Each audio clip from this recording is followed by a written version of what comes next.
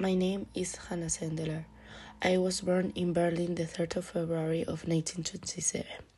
My parents married against the traditional thoughts, being my mother German and my father Jew. The people saw my mother like a woman who had traitioned her country. In 1943, I was deported to the Sachsenhausen concentration camp. I was separated from my family when we took the first train for going there.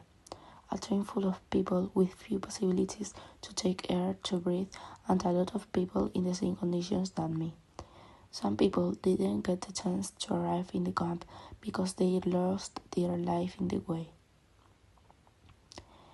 The train stopped at the entrance of the camp. It looked like a hell, a horrible, frightening, suffocating, inhuman hell. When we entered the camp, we didn't have the opportunity to look back. Some overwhelming people tried to escape out of there before the situation got worse and they hadn't another chance. These people were dilated, suited, and at the moment the idea of doing that arrived at their heads. They saved our heads sharply by the force, and we were given a striped uniform to cover our bodies. They assigned us a barrack that were overcrowded, where we slept in wooden bunks, with no blankets, and all our body suffering the stormy cold that enters through my bones.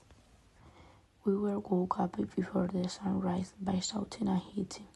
We didn't eat, only just a piece of bread and a small bowl of water soup for all the days that went on endless. We were hungry, exhausted, and without energy. All of them added up with the strange feeling that was created by the loss of partners that we saw die every day. By such experiments did by the German doctors shooting or gas chambers. They attributed me a job inside the camp. The work were distributed depending if you work on something that could contribute to the work in the camp. In my case, I had to manufacture ammunition in a fabric. The fabric of ammunition was located inside the camp in the industrial area at the north of the camp and close to the last barracks, which facilitated the over-exploitation of prisoners by the SS. They were very strict.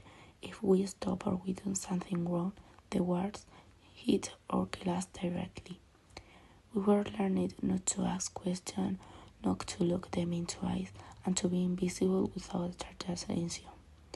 In my job, my partners and I had to build ammunition and weapons for Nazi army, working under extreme conditions to make bullets, cartridges, and parts of rifles and guns.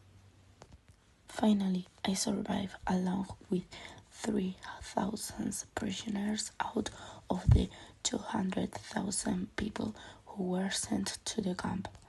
When the camp was evacuated in April of 1945, I was forced to march for meals without food or water. Many died along the way. Finally, the Allies found us. I was free, but Finally, I survived along with 3,000 prisoners out of the 200,000 people who were sent to the camp.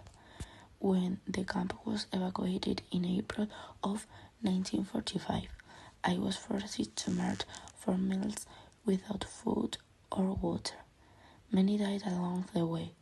Finally, the Allies found us. I was free, but I will never be the same. The memory of the Sachsenhausen stay with me forever. That is why I speak, so that no one forgets what's happening and so that it will never be repeated.